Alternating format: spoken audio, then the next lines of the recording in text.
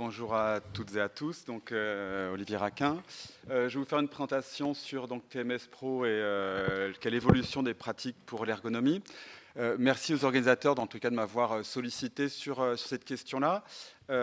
Question que j'ai abordée, comme on va le voir en tout cas par rapport à l'action de TMS Pro et la formation TMS Pro. Donc d'abord quelques mots sur TMS Pro. TMS Pro, c'est un programme qui a été mis en place en 2014 par la CNAM avec l'appui de l'INRS et relayé dans les régions par la CARSAT et la CRAMIF, qui a pour finalité de diminuer la sinistralité liée aux troubles musculo-squelettiques dans les entreprises et dans les établissements. Comment? En invitant, en incitant, pour ne pas dire en obligeant un certain nombre d'entreprises de rentrer dans ce dispositif et de mettre en place une politique de prévention des TMS. Environ 8000 établissements ont été ciblés en 2014, ce qu'ils appellent la saison 1, autant en 2019, et on attend la nouvelle vague, la nouvelle saison 3 qui ne devrait pas tarder à sortir. C'est une démarche qui s'effectue en 4 étapes. Je ne vais pas revenir dessus, hein, donc c'est pas l'objet de la communication, mais qui s'appuie sur 2 acteurs. Le premier acteur, c'est le chef d'établissement, qui est le pilote de la démarche, et la personne ressource qui a en charge l'animation de la démarche. Et la montée en compétence de cette personne ressource dont on va parler aujourd'hui, elle se fait via une formation action de 5 jours, en tout cas 2 jours, plus une journée, avec un temps de suivi intercession entre chaque fois. Et donc l'objectif et le contenu de cette formation est défini dans un référentiel. Et dans ce référentiel, il est précisé donc, les compétences à développer par les futures personnes ressources, et on lit que la personne ressource devra être capable de mettre en œuvre les étapes de repérage et d'analyse et d'évaluation des risques TMS dans l'établissement, et pour cela, il devra être capable d'analyser et caractériser une situation de travail à risque en produisant une analyse rendant compte de l'activité de travail, en mettant en œuvre des techniques d'observation et d'entretien, en mettant en œuvre une méthode et des outils d'évaluation des risques TMS et en identifiant les déterminants de l'activité à l'origine des facteurs de risque des TMS. Bon, il me semble qu'on parle de l'analyse ergonomique du travail, hein, me semble-t-il. Et donc, à la lecture donc, de ces compétences à développer par ces futures personnes ressources, hein, ces futurs relais dans l'entreprise du projet de prévention TMS, l'INRS qui a en charge donc, les formations de ces formateurs personnes ressources, c'est-à-dire de nous, hein, donc, comme on va le voir. Donc l'INRS a fait le choix de sélectionner majoritairement, je dirais, des ergonomes, d'où mon intervention d'aujourd'hui.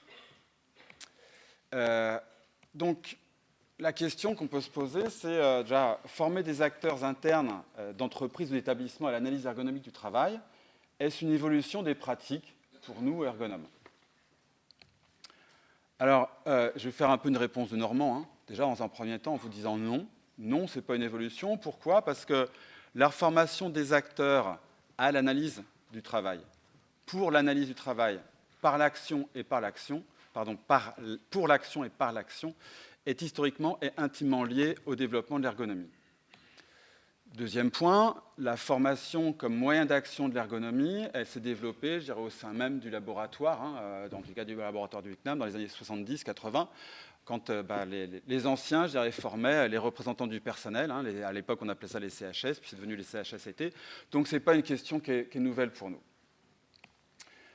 Ma réponse de Normand, donc avant de la compléter, j'aimerais revenir sur rappeler ce que l'activité de formateur nécessite. Parce que là, quand même, on va former des acteurs. Donc, qu'est-ce que ça nécessite? Et j'ai repris ce document-là, donc ce triangle-là, qui met en lien donc, les différents processus, qui met en lien l'apprenant, la connaissance et le formateur. Et je reviens sur ces 3 processus, et pour rappeler que le processus enseigné, c'est situé entre donc, le professeur et le savoir, et ça nous invite à nous questionner sur l'organisation des contenus, sur le déroulé pédagogique, sur les différentes séquences pédagogiques. Le processus apprendre, qui est situé donc entre l'apprenant et le savoir, qui renvoie vers les théories de l'apprentissage chez l'adulte. Hein, donc tout ce qui concerne, on ne forme pas un adulte comme on forme un enfant, donc il y a bien des théories par rapport à ça.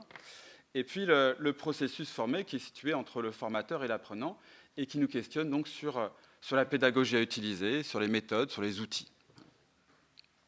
Pourquoi je vous parle de ça? Parce que ma question était au départ, c'était former des acteurs internes d'entreprise. Est-ce que c'est une évolution? Je veux dire, oui, c'est une évolution parce que ça nécessite de nouvelles compétences qui vont être liées à l'acquisition, en tous les cas, de l'ingénierie pédagogique.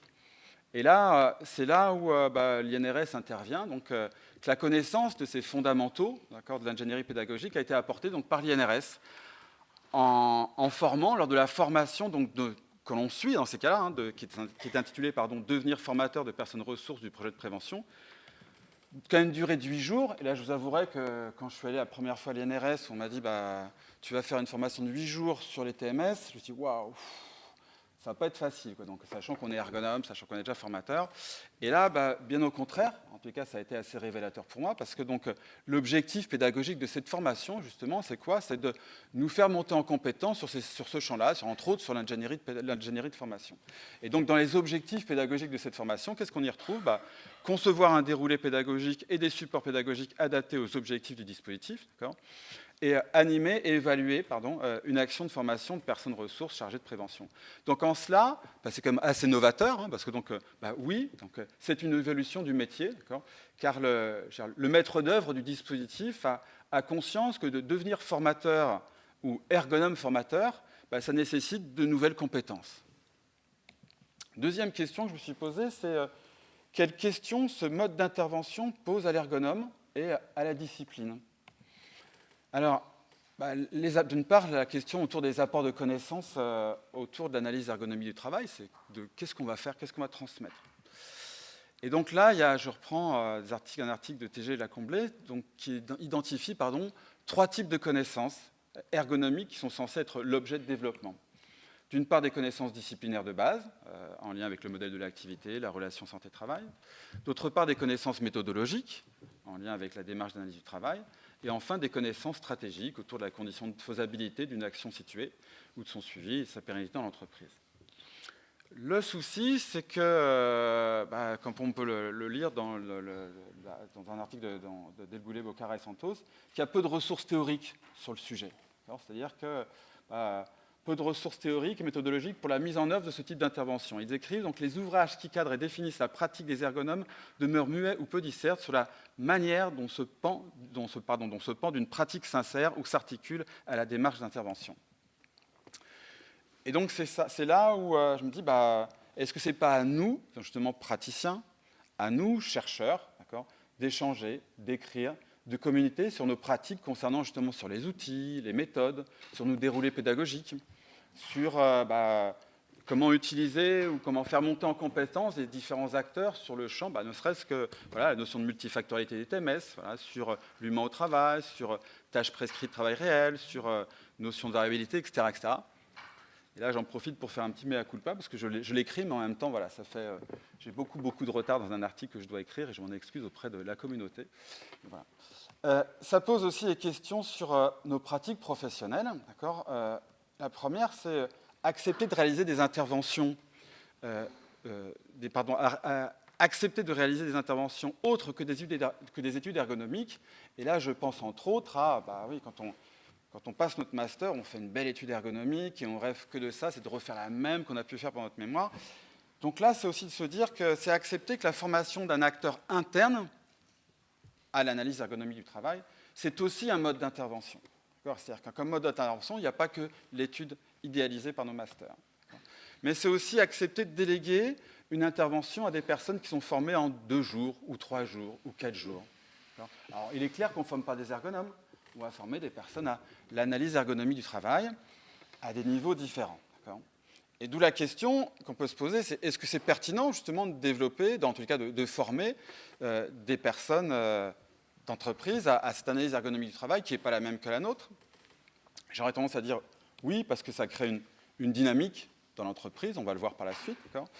Et puis, si je reprends un document qui est produit par nos amis belges, donc autour de Soban, j'aime bien dire que ça autonomise l'établissement sur les questions, en tous les cas, potentiellement de la prévention des TMS, en faisant monter en compétence des acteurs internes sur ce qu'on appelle, ce que Soban appelle le niveau 2 ou le niveau 3. En tout cas, moi, je l'évalue entre le niveau 2 et le niveau 3, en termes si je prends la référence de Soban. Voilà.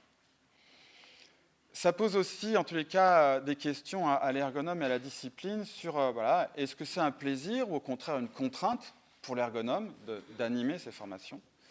J'allais dire, en fonction de l'application, de la direction, oui, on va se retrouver sur frustration ou plaisir, hein, c'est-à-dire qu'il y a des directions qui vont un petit peu en traînant les pieds, puis d'autres, c'est vraiment un plaisir. C'est un plaisir aussi, parfois, donc, au regard justement de ce qui a été mis en place, en tout cas des études de situations de travail qui sont réalisées par les participants. Ouais, mais elles ont quand même beaucoup dépassé, elles, hein, donc, je veux bien, mais là, non, mais j'ai presque fini. Donc plaisir ou au regard des qualités des études réalisées par les participants. Et là, j'ai juste pris un extrait, hein, donc alors vous voyez peut-être pas bien, mais sur cet extrait d'une vidéo qui est proposée par la CARSAT Pays de Loire, c'est une vidéo d'une entreprise qui est impliquée dans la démarche qu'on a formée. Vous voyez en arrière-plan, sur le kakémono qu'ils ont construit, qui est leur support, une reproduction du modèle opérant des TMS proposé par Buchmann et Landry, et qui leur sert de guide dans l'analyse de leurs pratiques. Alors nous, on leur a apporté quelque chose par rapport à ça, mais voilà, ils ont fait le choix, ils ont construit un kakémono pour mettre en place ça, et ils ont régulièrement des groupes de travail, et ils affichent leur kakémono avec le modèle derrière. Donc on est plutôt content quand on voit ce genre de choses-là. Plaisir aussi en fonction du nombre de formations animées aussi, on peut avoir un épuisement, un épuisement physique, quand on parcourt de nombreux kilomètres en voiture pour se rendre d'un client à un autre client, donc en tout cas un formateur à un autre formateur, dans le cas des suivis, et puis épuisement psychique aussi, parce que pour certains ergonomes qui font ça du 1er janvier au 31 décembre, ça les épuise. Et il y a un certain nombre d'ergonomes qui ont abandonné parce qu'ils ne faisaient que ça. Plaisir par l'acquisition de nouvelles compétences qui vont être liées à la formation. C'est quand même plaisant de monter en compétences sur ce champ-là. Et surtout d'avoir une multitude de marges de manœuvre quand on crée aussi différents outils, quand on va créer ou modifier notre déroulé pédagogique, quand on va créer des techniques d'animation qui vont être complètement différentes. C'est aussi quand même quelque chose, en tout cas, agréable et plutôt on est dans la création. En conclusion, je veux dire, pour les ergonomes, TMS Pro, et la formation d'acteurs internes, c'est une accélération de la professionnalisation des ergonomes formateurs. Et là, je ne peux que remercier une nouvelle fois, je dirais, les NRS par rapport à ça. C'est une opportunité de sortir de sa zone de confort. Et là, je pense entre autres au face-à-face pédagogique que ça implique. C'est une occasion de pénétrer dans les petites PME, parce qu'il y a aussi, TMS Pro, ça cible aussi des petites entreprises. Et donc, on rentre aussi dans ces petites entreprises. Et c'est une opportunité pour intervenir sur les sujets qui sont plus complexes. C'est-à-dire qu'on se rend compte aussi que certaines entreprises, elles se sentent limitées et que la formation de cet acteur interne, ça ne répond pas à tout. Donc ils reviennent, en tout cas certaines reviennent vers nous pour faire des formations, en tout cas d'un niveau, un niveau plus complexe. Et puis là, c'est plus spécifiquement, je reviens sur ça, c'est plus dédié aux étudiants, d'accord ? Oui, en tout cas, la formation d'acteurs internes, dans le cas de TMS Pro ou d'autres, c'est aussi un autre mode d'intervention, en tous les cas que je vous invite à découvrir pour les étudiants. Je m'arrête là, merci de votre écoute.